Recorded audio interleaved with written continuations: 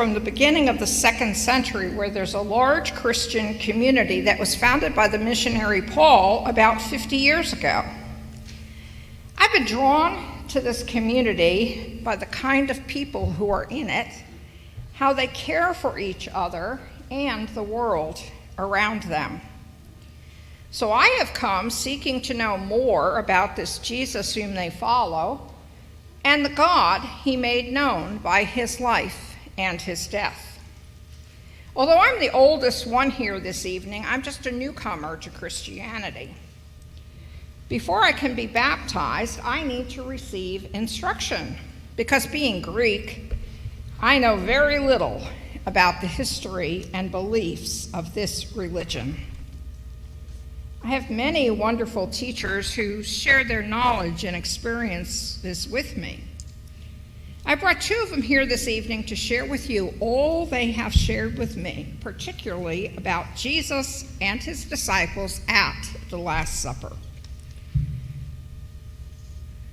I want you to know that these are really special stories, because each of them personally knew someone who was an actual follower, a first disciple of Jesus. And they even might have been in the upper room that evening. I invite each of you to come with me now and listen to these 2 tell the story as they learned it. They will make it real for you too. First, let them introduce themselves and share how they came to know this story so well. I am Susanna from Galilee. I am named after my great-aunt Susanna, who was a follower of Jesus. She became a member of the group that traveled with Jesus after he healed her of a demonic possession. She was a close follower and was actually one of the women at the cross. She was a witness to his crucifixion and was among the first to hear of his resurrection. My aunt also supported Jesus' ministry financially, and of course made sure they were all fed. After all, how many of the men could actually cook, except maybe grilling some fish on the beach? So how is it that I learned the stories of Jesus? Well, after Jesus died and after Pentecost, the disciples dispersed to all the ends of the earth. My Aunt Susanna came to live with my mother in Galilee, where she continued her work of spreading the word of Jesus. She was living with my parents before I was even born. So from a very early age, I heard all of her stories. She spoke of the healings from personal experience and also the fun stories about feeding thousands of people with almost nothing. She also spoke of the serious things, like the persecution by the Pharisees and the betrayal by Judas. Of course, there were funny stories too, like the confusion of the 12 over many of Jesus' actions. And she spoke often of the Last Supper. I heard all about Jesus' outrageous actions of washing his disciples' feet. I heard about the food on the table, as well as Jesus' odd words in blessing the bread and the cup.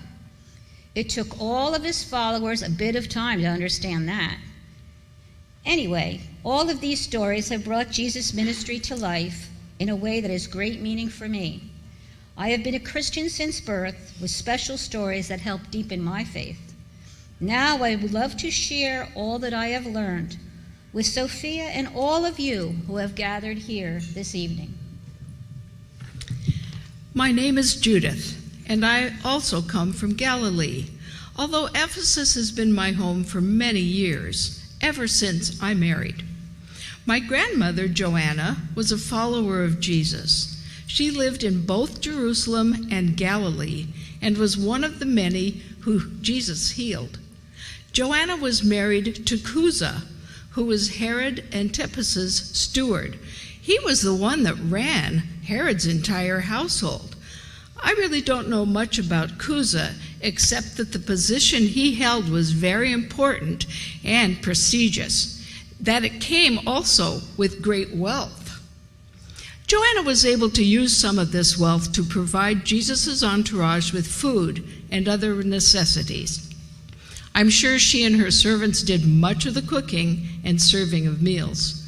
She was one of the disciples who traveled with Jesus on his last journey from Galilee to Jerusalem. After the crucifixion, Joanna was at the burial and was one of the women who went to Jesus' tomb with the spices and ointments to anoint his body. And of course, that is when they found the tomb was empty. Joanna was a serious disciple of Jesus. After Judas betrayed Jesus and left the group, there was a group of followers put together to vote on Judas's replacement among the 12. Joanna was actually part of this important group. They chose Matthias to be the 12th disciple. My grandmother told me many stories of Jesus and his disciples. I grew up hearing these stories over and over, so much so I feel like I was actually there. My favorite story is about the Last Supper, for that is when Jesus' ministry on earth became clear. Okay, it wasn't initially clear. That didn't happen until after Pentecost. But let me tell you, from what I heard, that was a terrible time. The waiting, the confusion, and the terror were overwhelming. But tonight, we want to share with you all we know about the Last Supper and the disciples.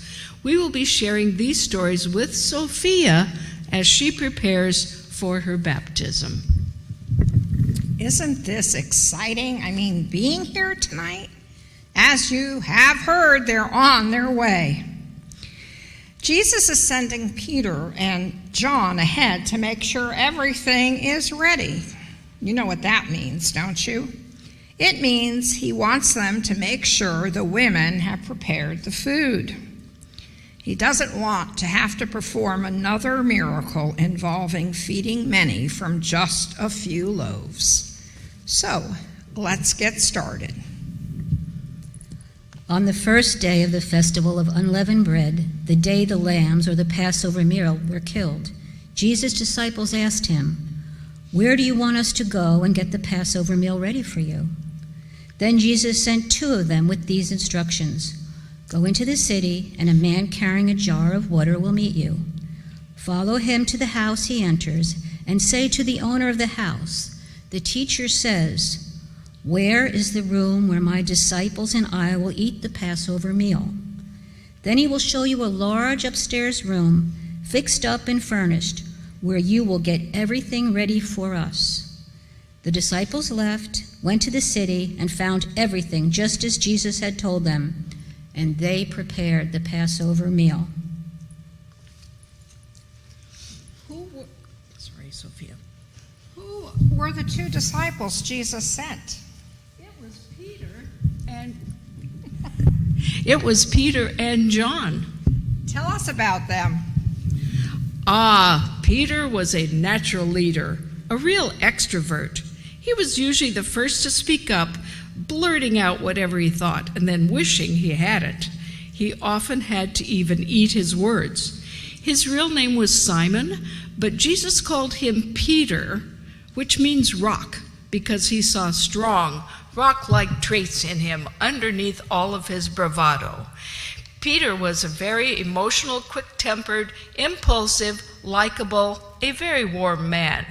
A man of action, but sometimes without thinking first. And what was John like?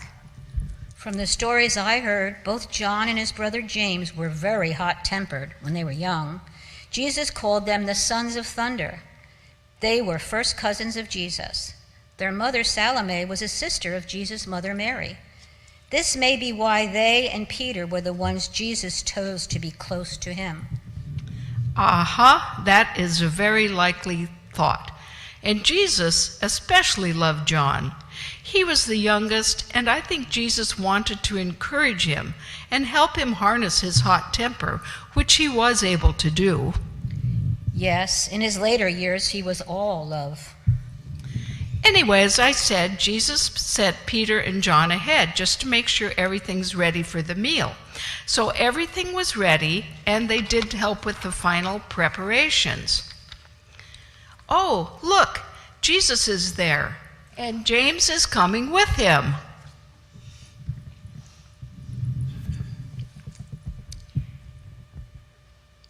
Was James anything like his brother? Not really, except he had a temper too.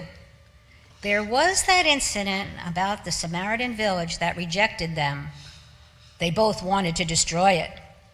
James was older than John and was usually with him, perhaps to look after him. He was very loyal to Jesus and didn't seem to have any jealousy about John being Jesus' favorite. James was the first of the disciples to be martyred for his faith. He was beheaded by Herod. How terrible. Yes, Sophia, it is not easy to be a Christian. That is why you must be very, very sure that you want to become one of us. Why is Jesus washing their feet? The roads in Palestine were very dusty, so a gracious host always had a servant wash his guests' feet when they entered the house after traveling. But the important thing is, you will notice, Sophia, that Jesus is doing the servant's job. This was so unusual, and my grandmother never let me forget about it. And now Peter is coming. When it came time for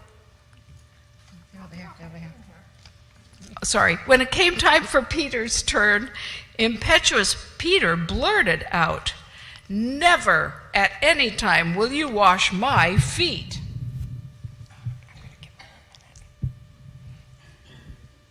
Why did he say that? He's gotta wait.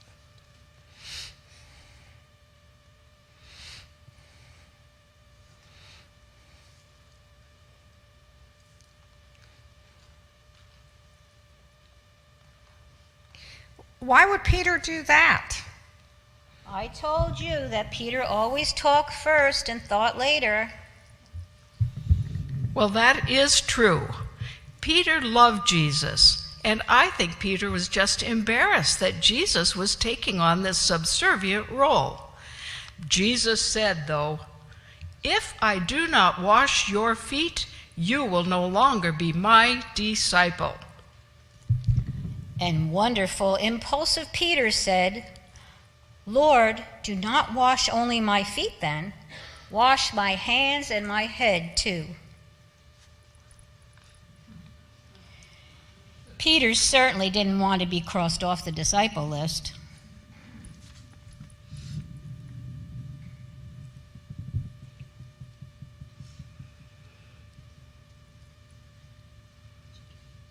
I know I lost it here. And here comes Andrew now. Who's Andrew? Andrew is actually Peter's brother. Was he as impulsive as Peter? No, he was very quiet and unassuming. Just like James, he didn't seem to mind taking second place to his brother. He never begrudged the fact that he was not one of the inner circle. Well, we could use a few more like him in the church. He was always bringing people to Jesus. In fact, he is actually the one who introduced Peter to Jesus. All four of these men were fishermen from Bethsaida on the Sea of Galilee. They left a thriving business to follow Jesus. And here comes someone else from Bethsaida, Philip. As usual, he had his friend Nathanael with him. You know, it seems to me that Philip was somewhat of a pessimist, believe it or not. Do you remember hearing the story about the feeding of the 5,000, and Jesus asked him, "Where can we buy enough food to feed all these people?" And his answer was, for everyone to have even a little, it would take more than 200 silver coins to buy enough bread. Actually, Nathanael was a lot like people in the church who say things like, "Well, it would sure be nice to do that, but it just can't be done." Well, he was a practical man. He had a hard time believing in the power of the unseen. Yes, that is very true. I must say, here at the Last Supper, he asked Jesus to show him the Father, and he didn't understand that, for heaven's sakes, they'd been seeing God in Jesus all along. But before we are too hard on him, remember that he wanted to share Christ with the others. As soon as he was called, he looked up to his friend Nathanael and invited him to meet Jesus. Well, of course, Nathanael was reluctant at first. He was from Cana, which was a rival village of Nazareth, and so he always made an offhand joke about that. Well, can anything good come from Nazareth, really? Philip didn't argue. He just would say, "Come and see, come and see." And Nathanael did. So what kind of person was Nathanael? He's a very sincerely devout man. Even before Philip had invited him, Jesus observed him sitting under a fig tree in front of his own house and recognized how sincere he was about his faith. Now, how could Jesus tell that just by seeing him sitting under a fig tree when he'd never even met him? Because, Sophia, the houses of poorer people had only one room, but almost everyone had a tall and widespread fig tree in front of their house, which they used as a place of privacy and prayer. He was probably praying or studying the scriptures, and Jesus observed him without his knowing it. I absolutely think you're right. We know that both Philip and Nathanael had been seriously studying the scriptures, trying to discover who the Messiah might be, because Philip told Nathanael, "We have found the one whom Moses wrote about in the book of the law, and whom the prophets also wrote about." Nathanael really did believe Jesus was our Messiah. Here comes Thomas. If Nathanael was an instant believer, Thomas was just the opposite. He had to have proof. And we all know he was the questioner. Here again at the last meal when Jesus said, "You know the way that leads to the place where I am going." Thomas's response was, "Lord, we don't know where you are going, so how can we possibly know the way to get there?" Like Philip, though, he was down to earth and honest about his doubts. And he had to have proof that Jesus had been raised from the dead. Right, since Thomas was not with the others when Jesus appeared to them, and he thought they were just imagining it, he said he would not believe it unless or until he could put his finger on the nail wounds in Jesus' hands and the wound on his side. But when Jesus appeared to him and let him do this, he believed wholeheartedly. I like Thomas. He was a thinker. Through his questions and honest doubts, he came to a strong faith that was his own, rather than a weak, uncommitted one based on others' beliefs.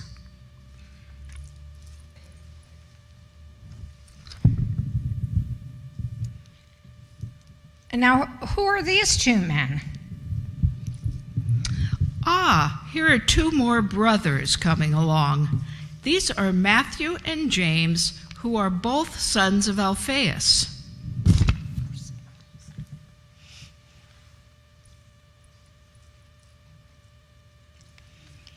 They don't look anything like brothers. Matthew looks like a wealthy businessman, and James, well, I'm not sure I want to be in the same room with him.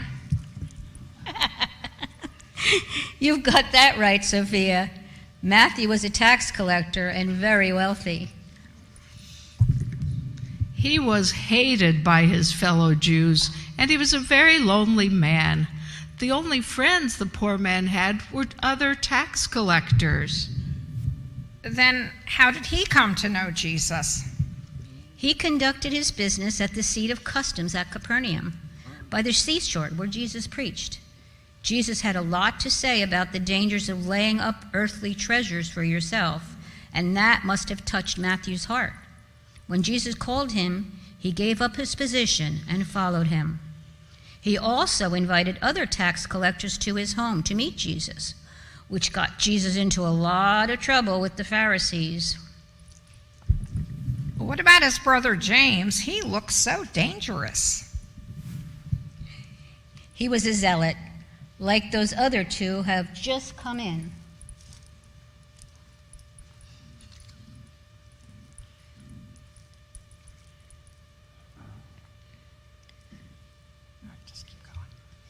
Zealots were extremely patriotic Jews who wanted to overthrow the Romans by violence.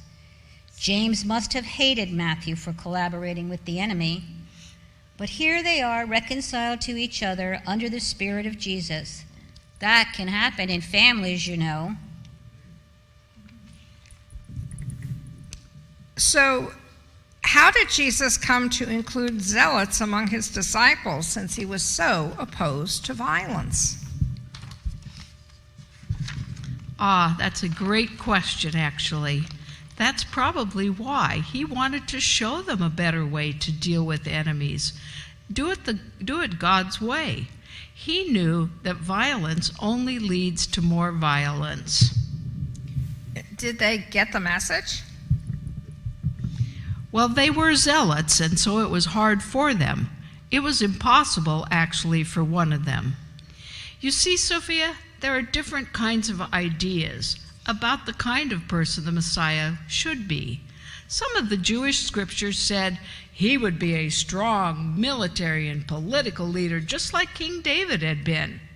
So most Jews believed this, and certainly the zealots believed that this would be the case. That's why these last four who have come in were attracted to Jesus. They thought that he would be this kind of military and political leader as a Messiah. Now, who were these three who are standing waiting? The first is Simon, who is always designated as Simon the Zealot. He obviously was not quiet about his convictions. Next to him is a man named Judas Thaddeus. I like to call him by his second name, Thaddeus, so we don't confuse him with Judas Iscariot. So you were asking, Sophia, if these zealots understood Jesus' message of nonviolence. Even here, at this last meal with Jesus, they were still hoping he would be a military leader who would rally the Jews to rise up and overthrow the Romans. Thaddeus here asked him why he wouldn't just show the world his power and reveal himself to the world, not just the way he had to them. Well, what did Jesus say to that? He tried to explain to Thaddeus and all the disciples that Jesus' power came from God and that God's power is revealed through love, not force. He pleaded with them to obey his teachings if they truly loved him. How could they possibly not understand him? We are all such slow learners, Sophia. Like Philip and Thomas and these super patriotic Jews, we find it easy to trust the power of human beings, which we can see, and hard to trust the power of God, which we often cannot see. But they could see the power of God in Jesus. He was right there with them, demonstrating it. Yes, and Jesus was to demonstrate God's power even further, as the disciples will soon be seeing. Now, this last man standing all alone, who was he? He is all of us. His name is Judas Iscariot, meaning man of Kerioth, a place in Judah in the south of Palestine. He is the only disciple who is not from Galilee in the north. He stands alone partly because he is an outsider. But doesn't he relate to the other zealots? You said that the last four who came in were all zealots. Yes, that is his connection with the group, probably why he joined. He was looking for a leader to overthrow the Romans, and he thought Jesus was that leader. Now, why did Jesus include him? Surely he must have known what his expectations were. This is what I think. I think that Jesus saw other possibilities in him and he had hoped to draw those out. He may have admired Judas's concern for fellow Jews suffering under the Roman yoke, and hoped to show him a better way than insurrection to be able to help his people. Jesus also gave him the responsibility of being treasurer for their group, so he must have affirmed him as an honest person who could be trusted with other people's money. And was Judas trustworthy? John didn't think he was. He called him a thief, so he obviously didn't trust him. I don't really know, but I do think there was little joy in him and much criticism of those who didn't agree with him. Now that we have met the 12 disciples, let's move on with the story. After Jesus has washed their feet, he asked, "Do you understand what I have just done to you? I, your Lord and teacher, your rabbi, have just washed your feet. You then should wash one another's feet. I have set this example for you, so that you will do just what I have done for you." As they moved to the table, James and John may have assumed they would sit on the right and left of Jesus. They had asked for this special privilege before, which had made the other disciples angry. Jesus had used that incident to teach all of his disciples a much-needed lesson about greatness and servanthood. You'll notice on this occasion, though, he kept John on his right hand, but he invited Judas to sit on his left side. This was absolutely the seat of honor at all Jewish banquets. Why did he put Judas there? I would have thought he would have chosen Peter or anyone other than Judas. Remember, I said that Judas saw himself as an outsider. I think Jesus wanted so much for him to feel a part of the group. Jesus always preached out to include the outcast, and on this particular night, Judas was very much on his heart because he knew Judas's intentions. Yes, while they were at supper, Jesus said, "I have wanted so much to eat this Passover meal with all of you before I suffer." The disciples were getting confused. Why was Jesus talking about suffering? Then things got even more confusing. Jesus took the bread to bless it, but did not really follow the traditional Hebrew blessing. Oh, the traditional Hebrew blessing. That's the one I learned when I visited Jerusalem. I remember every word. It is so beautiful. Baruch atah Adonai Eloheinu melech haolam. Blessed are you, O Lord our God, ruler of the universe, who brings forth the bread from the earth. That was beautiful. Yes, it's the traditional blessing, but Jesus went on to say much more than that. Blessed are you, O God, our Lord, ruler of the universe, who brings forth bread from the earth. Breathe your holy breath into this bread which is broken. Take, eat. This is my body broken for you.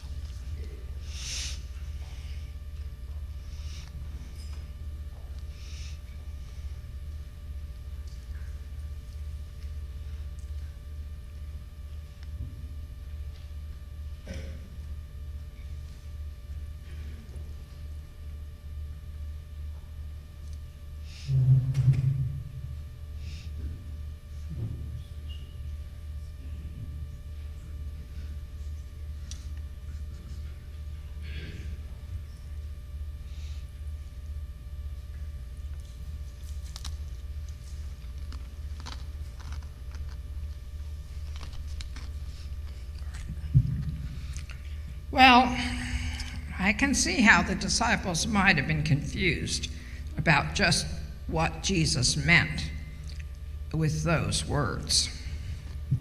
Yes, and they stayed confused for quite a while. Now, can neither of you tell me about the foods that are on the table along with the unleavened bread? Of course, all the foods that were served were fairly local and seasonal. They were the basic foods of the region and eaten regularly. First, of course, the bread was unleavened for Passover. Then there were dried fruits such as apricots, figs, and dates. Local nuts were also on the table, along with bitter herbs. Goat cheese and lots of olives were common, along with the seasoned paste made from chickpeas to make this lovely meal. After the basic foods, there was probably more, perhaps some fish or a bean stew. Unfortunately, this wasn't part of the stories I heard. The same for me. I don't know either. I do know that the meal was quite special and would have had plenty of food and wine.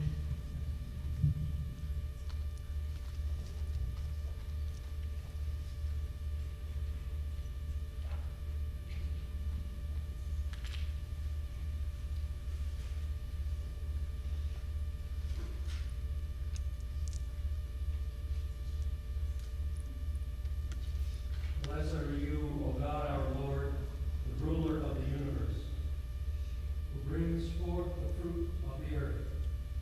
Fill with your holy breath this cup which is poured.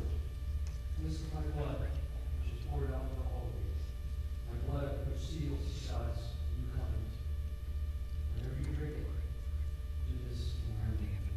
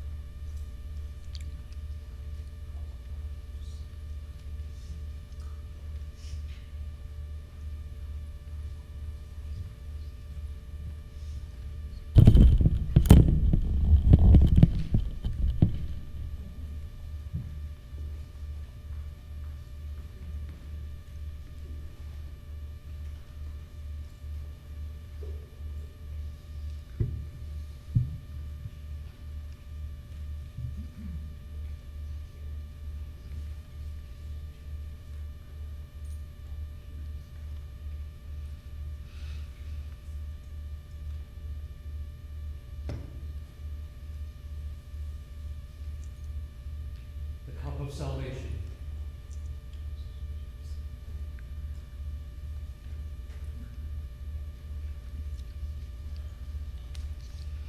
As you might know, after Jesus spoke these words and had shared the cup, the disciples became even more confused. They didn't understand why Jesus had said, "This is my blood." At this time, Jesus became deeply troubled. He declared openly, "I am telling you the truth. One of you tonight is going to betray me." The disciples were really upset and began to ask him one after the other, "Surely you don't mean me, do you?" Peter motioned to John, who was sitting next to Jesus, and said, "Ask him whom he is talking about." So the disciple moved closer to Jesus' side and said, "Who is it, Lord? Who is it?" Jesus answered, "I will dip some bread in the bowl and give it to him. He is the man." So Jesus took a piece of bread, dipped it, gave it to Judas on his left, saying to him privately, "Hurry and do what you must." None of the others at the table understood what Jesus had said to him. Since Judas was in charge of the money bag, some of the disciples thought Jesus had told him to go and buy what they needed for the festival, or to give something to the poor. Judas accepted the bread from Jesus and went out at once. It was night. What was Judas planning to do?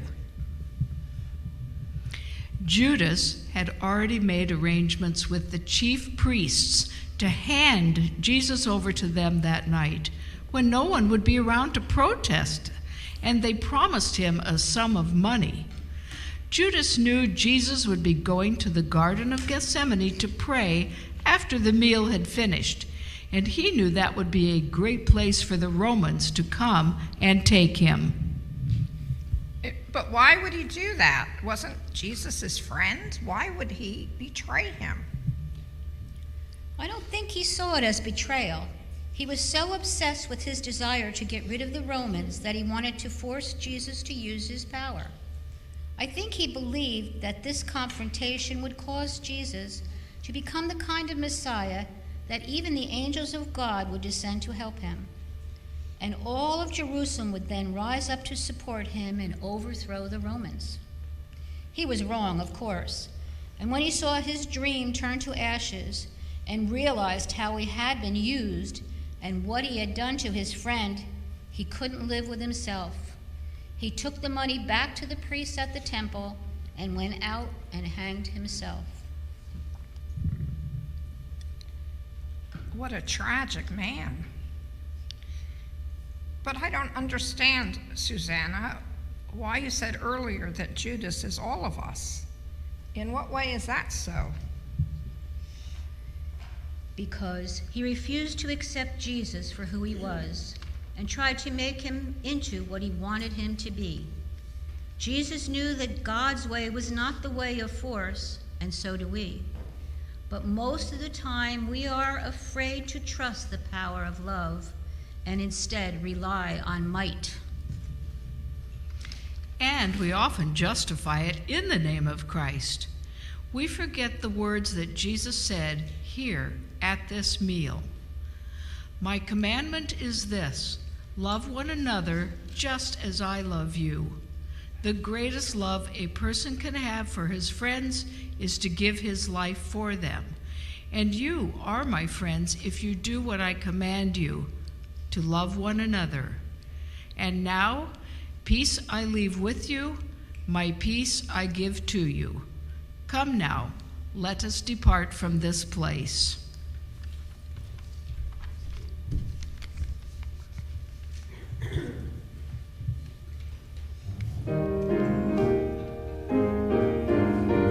Here's the little song sheet.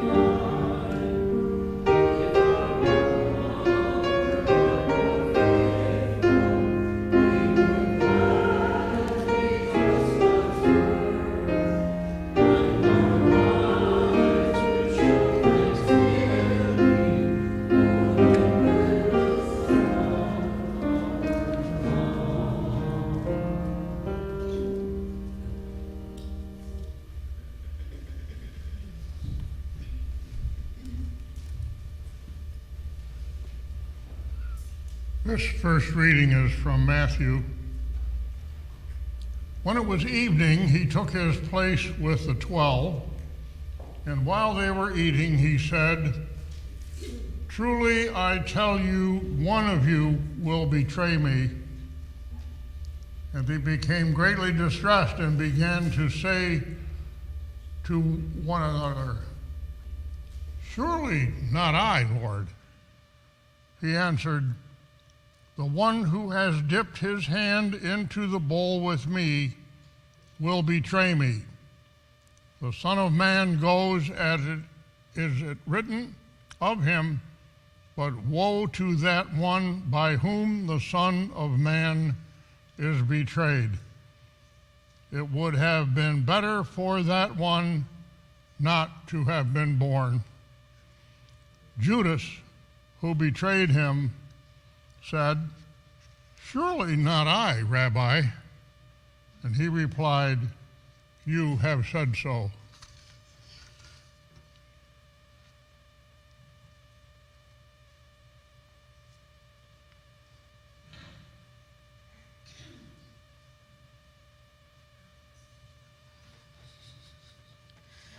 Then Jesus said to them, "You will all become deserters because of me this night. For it is written, I will strike the shepherd, and the sheep of the flock will be scattered. But after I am raised up, I will go ahead of you to Galilee." Peter said to him, "Though all become deserters because of you, I will never desert you." Jesus said to him, "Truly I tell you, this very night, before the cock crows, you will deny me 3 times." Peter said to him, "Even though I must die with you, I will not deny you." And so said all of the disciples.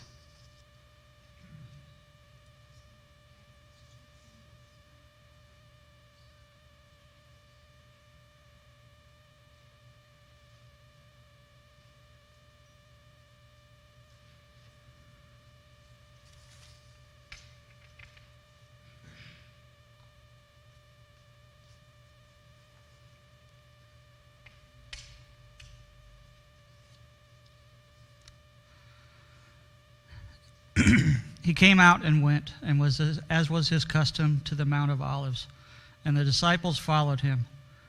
When he reached the place, he said to them, "Pray that you may not come into time of trial." Then he withdrew from them about a stone's throw, knelt down and prayed, "Father, if you are willing, remove this cup from me. Yet not my will, but yours be done." Then an angel from heaven appeared to him and gave him strength. In his anguish, he prayed more earnestly, and his sweat became like great drops of blood falling on the ground.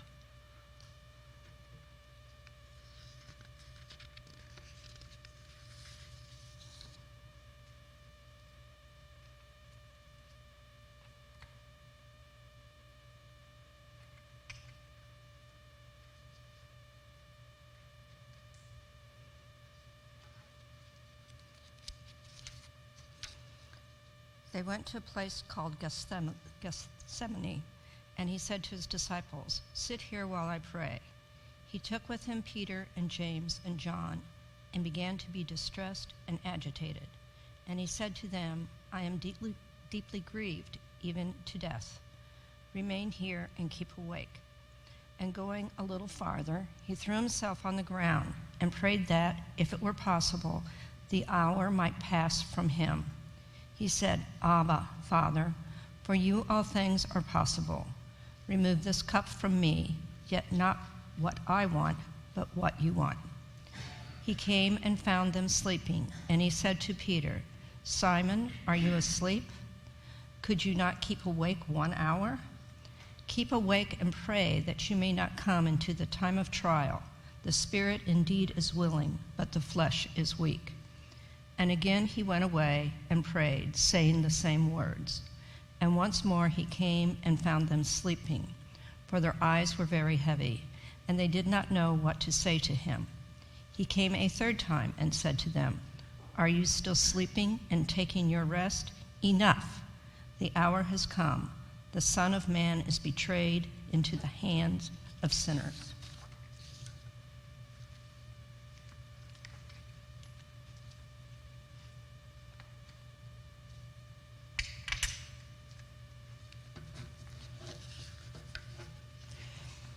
After Jesus had spoken these words, he looked up to heaven and said, "Father, the hour has come.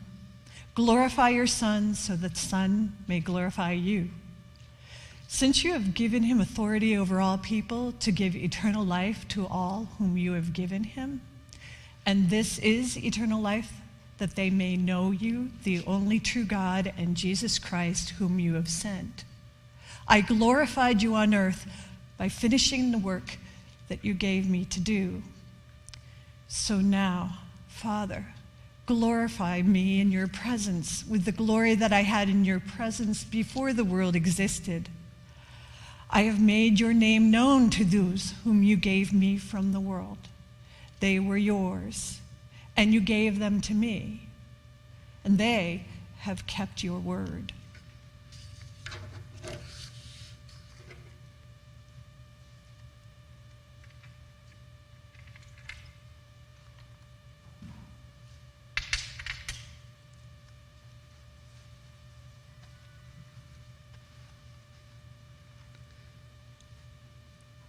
I'm not asking you to take them out of the world, but I ask you to protect them from the evil one.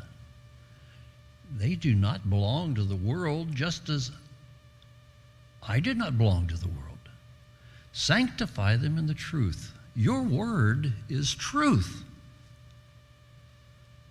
I ask not only on behalf of these, but also on behalf of those who believe in me through the word, that they may all be one. As you, Father, are in me and I in you, they may also be in us, so that the world may believe that you sent me. The glory that you have given me, I have given them, so that they may be one, just as we are one.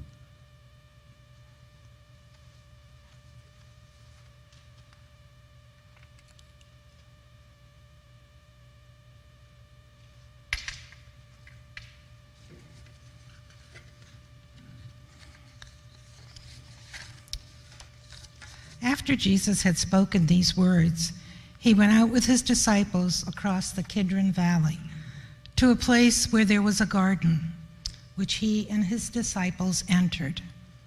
Now Judas, who betrayed him, also knew the place, because Jesus often met there with his disciples. So Judas brought a detachment of soldiers together with police from the chief priests and the Pharisees, and they came there with lanterns and torches and weapons. Then Jesus, knowing all that was to happen to him, came forward and asked them, "Whom are you looking for?" They answered, "Jesus of Nazareth." Jesus replied, "I am he." Judas, who betrayed him, was standing with them.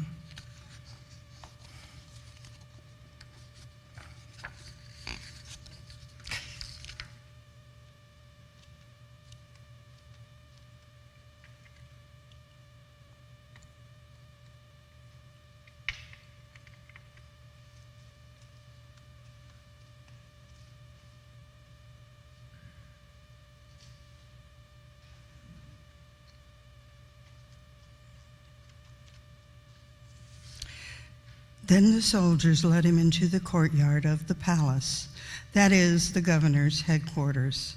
And they called together the whole cohort, and they clothed him in a purple cloak. And after twisting some thorns in a crown, they put it on him. And they began to salute him, "Hail, King of the Jews!" They struck his head with a reed, spat upon him, and knelt down in homage to him. After mocking him, they stripped him of the purple cloak, put his own clothes on him. Then they led him out to crucify him.